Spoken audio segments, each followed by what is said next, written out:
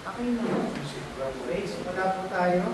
Makibukas po kayo sa akin sa Colossians chapter 3, verse 1 to 2.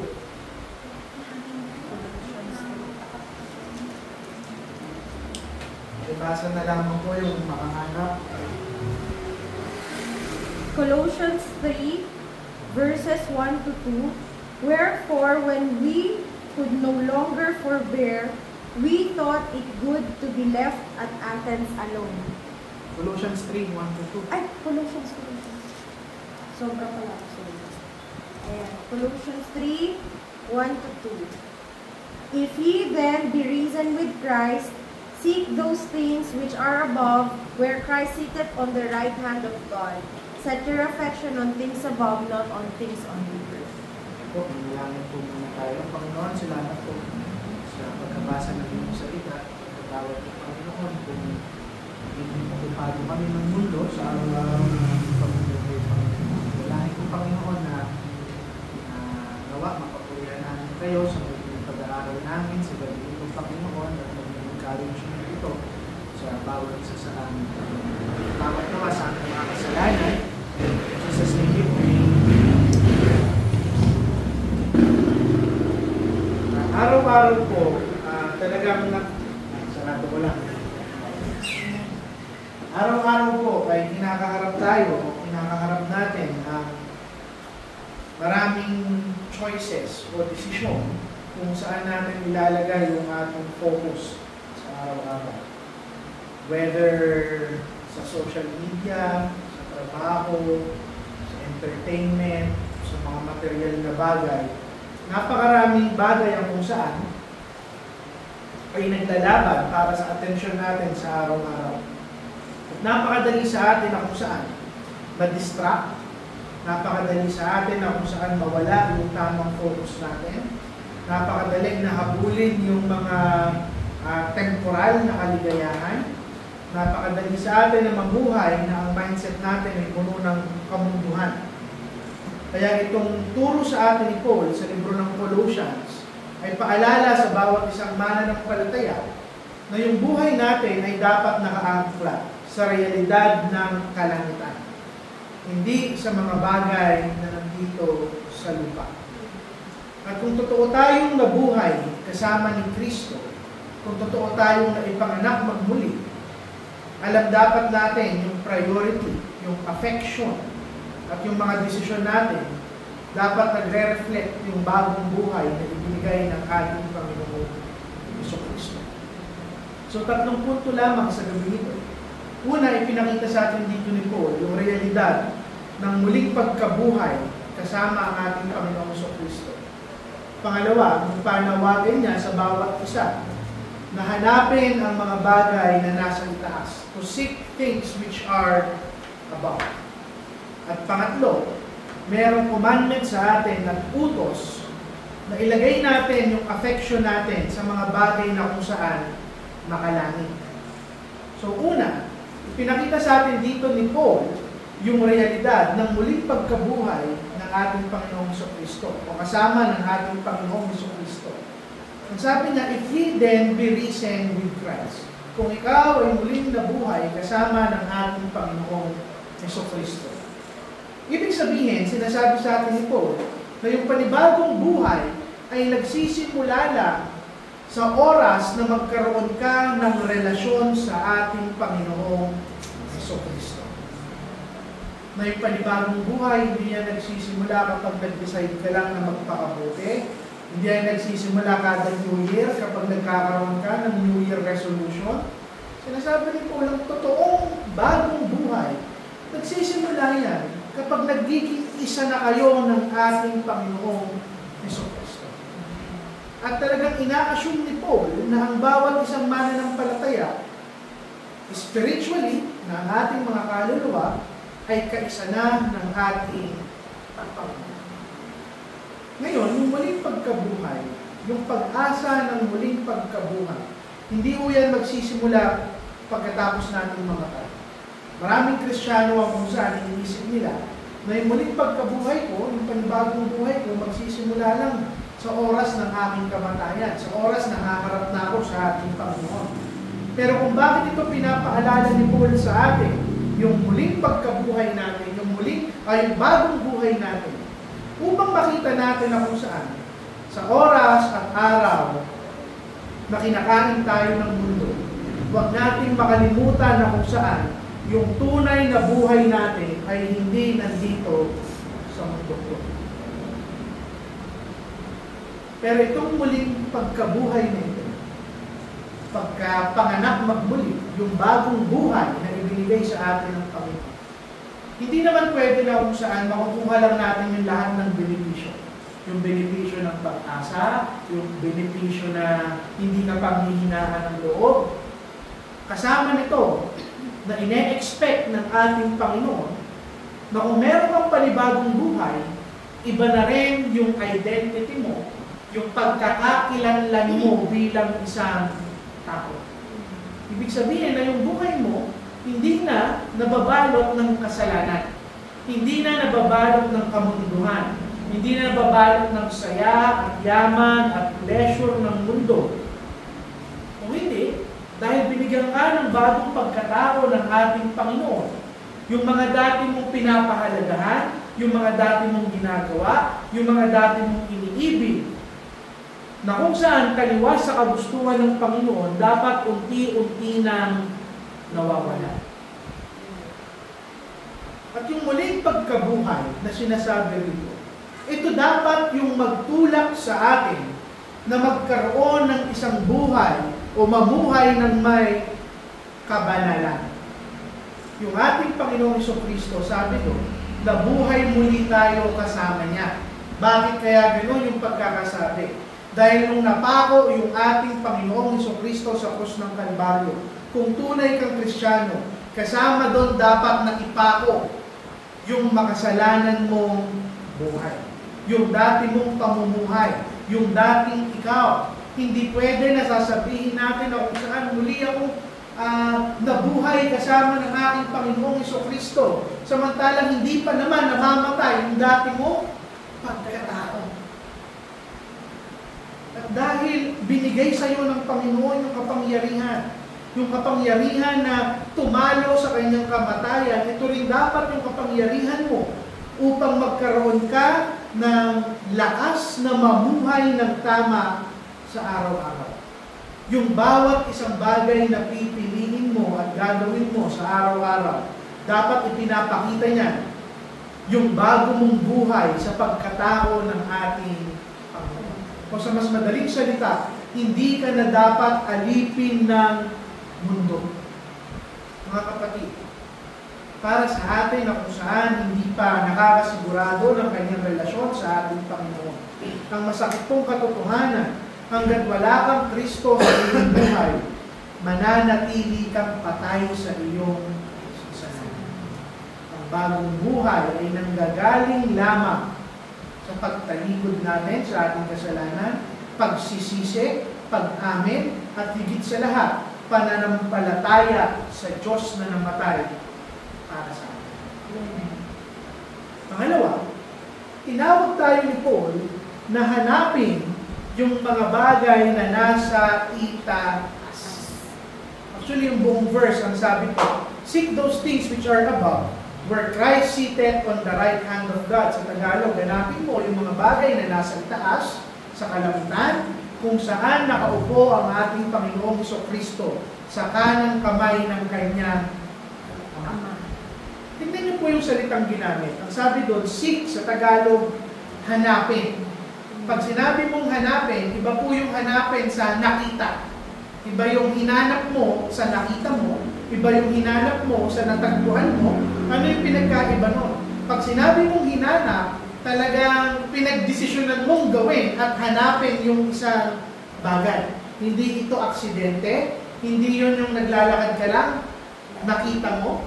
Pag hinanap mo, meron kang effort, pinagpaguran mo. Ibig sabihin, sinasabi ng ating Panginoon na gagawin natin, pagdidesisyonan natin, dedikado tayo na hanapin yung mga bagay na kung saan dapat nating pahalagahan sa ating buhay at walang iba kung hindi yung mga bagay Kaso, na madadala natin sa kalangitan. Ay, itintin pala ito. Now, ibig sabihin lamang nito. Paalala ko sa bawat isa, lalo na sa akin. Alam niyo ng asawa ko. Maraming bagay kung saan kumukuha ng priority natin sa araw-araw. Pero magandang reminder ito at encouragement sa atin. Kahit gaano man tayo kabisi, kahit gaano man karami yung mga bagay na dapat natin unahin, walang ibang bagay na kung saan dapat kumuha ng sentro ng buhay at puso natin kung hindi yung mga bagay na pwede nating ipunin sa kalangitan. Sabi sa Matthew 6:33, "But seek ye first the kingdom of God and His righteousness." Unahin mo, hanapin mo yung lahat ng bagay na palawak ng kaharian ng ating Panginoon at unahin mo ang kabanalan sa iyong buhay. At yung pinakamagandang bagay dito, sinabi yung dahilan kung bakit mo kailangang hanapin o unahin yung mga bagay na nasa kalangitan. Sabi doon, dahil doon daw nakaupo ang ating Panginoong Jesucristo. Now, ano yung gusto kong ipunto dito? Actually, hindi naman yung langit yung focus. Hindi yung mga bagay lang na nasa itaas. Yung focus doon kung bakit pinapauna sa iyo tumingin sa taas. Dahil nandun ang ating Panginoong Jesucristo. Kung bakit kailangan mong i-focus yung ministeryo, kung bakit kailangan mong pahalagahan yung pamumuhay ng tama, yung kabanalan, yung mga bagay na kung saan kaya mong ipunin sa kalangitan, dahil dapat ang sentro nun ay ang ating Panginoong Jesucristo. Dahil wala namang ibang nilalang entity sa kalangitan. Walang ibang tao o bagay sa kalangitan ang magiging sentro kung hindi ang ating Panginoong Jesucristo. Siya lang ang itataas, siya lang ang ihahayag, siya lang yung soberano, siya lang yung makapangyarihan. May magandang paalala sa atin to. Sa mga oras na kung saan yung mga mata natin ay nakatingin sa mga mundong bagay. Sa status natin sa mundo, sa yaman, sa pleasure, alalahanin mo na hindi yan yung punot dulo ng buhay natin bilang mga Kristiyan. Na ang sentro lang ng ating buhay, walang iba kung hindi ang ating Panginoong Jesucristo. Now, itong paghanap na sinasabi dito, hindi naman ito literal na paghanap. May mga praktikal yan na aplikasyon sa ating mga buhay. Sa araw-araw ng ating pamumuhay, sa paano natin ipapakita na hinahanap natin o pinapahalagahan natin ang mga bagay na makalangit at ang ating Panginoong Jesucristo, unang-una, bigyan natin ng oras ang pag-aaral ng Kanyang salita. Alam nyo, hindi nyo po pwedeng sabihin na may relasyon kayo sa isang tao kung hindi nyo siya nakakausap. Kaya kadugtong ng pag-aaral ay pananalangin. Dahil ang panalangin ay paraan natin upang makausap ang ating Panginoon. Yung pag-aaral naman natin ng Kanyang salita ay pamamaraan niya upang tayo ay kausapin. Hindi po totoo sa ating kapanahunan na kung saan kapag Kristiyano ka at may relasyon ka sa Panginoon ay maririnig mo siya o mananaginip ka o may makikita ka o mag-aanap ka ng senyales. Ang tanging paraan upang makausap mo ang Panginoon ay pag-aaral ng Kanyang salita at pananalangin mo sa araw-araw. Pero hindi lang doon natatapos yung paghanap ng mga bagay na makalangit. Matutunan natin na kung saan maglingkod sa ministeryo at sa mga taong idinala ng Panginoon sa loob ng ating simbahan. Pwede ho kayong maglingkod sa napakaraming paraan. Hindi ibig sabihin na si pastor lang yung nagtuturo, siya lang yung naglilingkod, hindi mo. Pag humawak kayo ng walis, naglinis kayo, nag-ayos kayo ng upuan, nag-imbita kayo, pumunta kayo dito, sumuporta kayo sa mga gawain, sa maliliit na bagay na yun, hinahanap mo ang mga bagay na kung saan makalaman. Higit sa lahat, pilitin natin na kung saan mamuhay ng tama. Pamamagitan ng kapangyarihan ng Panginoon. Dahil sinabi doon na muli na tayong nabuhay, nasa atin ang kapangyarihan niya. Wala tayong dahilan para manatiling mamuhay ng marumi sa harap ng ating. Alam niyo po, pag nakakita ka ng sundalo, yung focus niya, nakapokus yan sa utos ng kanyang commander. Pag nakita ka ng sundalo na ang focus niya ay comfort ng kanyang tahanan, kaya mo bang tawagin niyang sundalo? Hindi. Tulad niyan, kailangan natin i-train ang ating mga puso na mag-focus sa ating commander at sa utos ng ating commander, walang iba kung hindi ang ating Panginoong Jesucristo. At ang pangatlong punto, hindi ka lang tinawag upang hanapin ang mga bagay na makalangit. Pero inutusan tayo, ang sabi doon, to set your affection on things above, not on things on earth. Sa Tagalog ko, ang sabi doon, ilagay mo yung kagustuhan mo, yung desire ng puso mo sa mga bagay na makalangit at hindi sa mga bagay na makikita mo dito sa lupa. Yung affection na sinasabi dito, yung kagustuhan na sinasabi dito, pinapakita niyan kung ano yung ibig mo, kung ano yung pinagpapaguran mo, kung ano yung dinedesire mo. Sinasabi dito ng ating Panginoon, pagkatapos mong namnamin sa isipan mo na hanapin yung mga bagay na mabuti, yung isipan mo dapat binabago yung iyong puso. Hindi ko totoo na kung saan susundin natin yung gusto ng ating puso, yung gusto ng ating emosyon. Yung puso natin dapat ang sumusunod sa isang isipan na binago ng ating Panginoon. Sabi sa Biblia, be transformed by the renewing of your minds. Magbago ka, mahubog ka sa pamamagitan ng pagbabago ng iyong kaisipan. Ang sabi sa Biblia, wala nang iba pang mas mapanlinlang kung hindi ang ating sariling puso. Sabi pong marumi ang puso ng tao. Kaya kailangan natin baguhin ang ating isipan sa pamamagitan ng salita ng Panginoon. Kapag ginawa natin yan, unti-unti mababago yung laman ng ating puso. Pinapaalala dito, sabi ko, yung kaligayahan mo, yung pag-ibig mo, yung saya mo, yung sarap na nararamdaman mo, ituon mo sa mga makalangit na bagay at huwag dito sa mundo. At may magandang dahilan ng Panginoon kung bakit. Dahil walang bagay na nagtatagal dito sa mundo. Yaman man yan, pag-ibig man yan, pamilya man yan, kahit nga yung mga asawa natin, posible na kung saan kunin ang ating Panginoon. Walang bagay na nagtatagal dito sa mundong to. At unawa ng Panginoon kung bakit napakaganda na unahin natin ang mga makalangit na bagay. Dahil walang bagay sa mundong to na makakapag-satisfy, na makakapagpasaya at makakapagpabusog sa ating mga bibigyan ko kayo ng magandang ehemplo.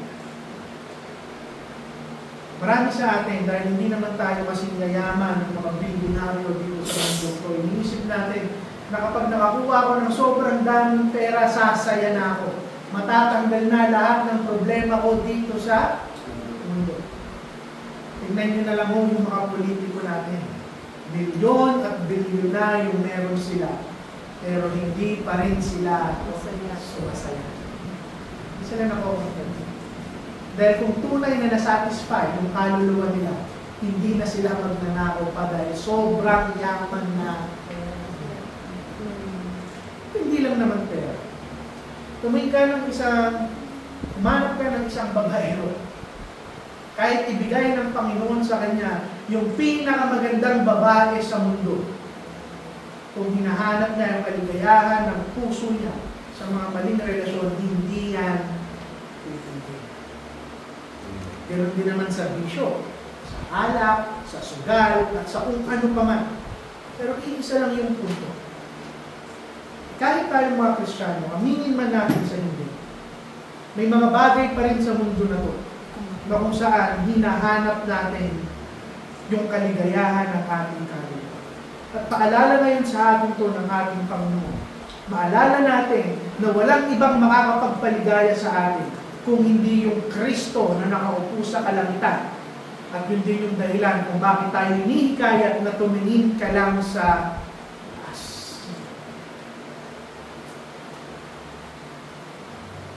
Dahil yung affection natin, yung laman ng ating mga puso, ito yung magdadala ng bunga sa ating mga there are times na kung saan talagang mabigat mabuhay dito sa mundo. Pero this is a good encouragement. Na sa oras na kung saan nabibigatan ka, o sa oras na kung saan natutokso ka ng mundo, wala kang ibang dapat tignan kung hindi ang ating Panginoon. Dahil kahit saan ka tumingin sa mundo ito, harap, likod, kanan, o kaliwa, talagang puno ng mga pangit, although masaya at masarap para sa ating laman, pero hindi ito yung magbubusog sa ating mga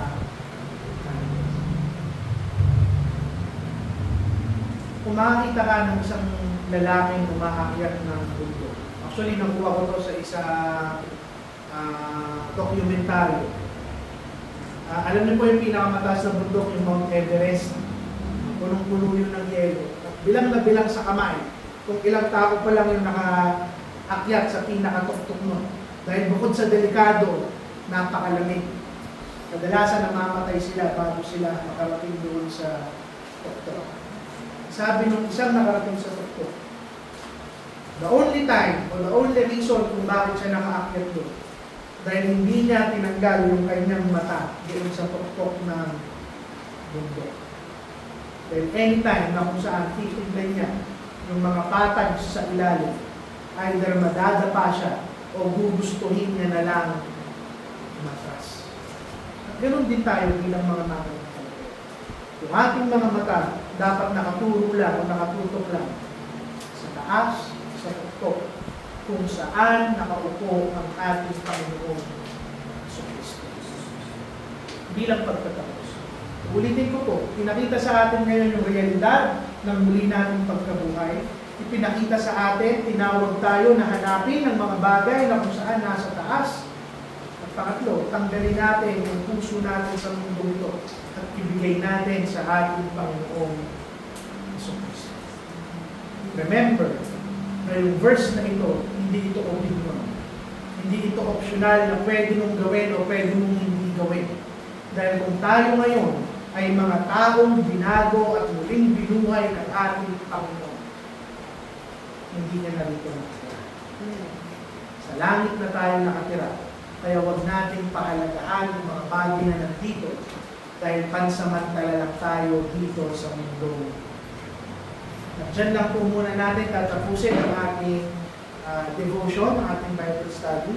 Kung sino po ang may insight, pag-share po natin insight, gustong ibahagi o natutunan, o meron po kayong gustong ipanalangin, pwede po. Po ako, panalangin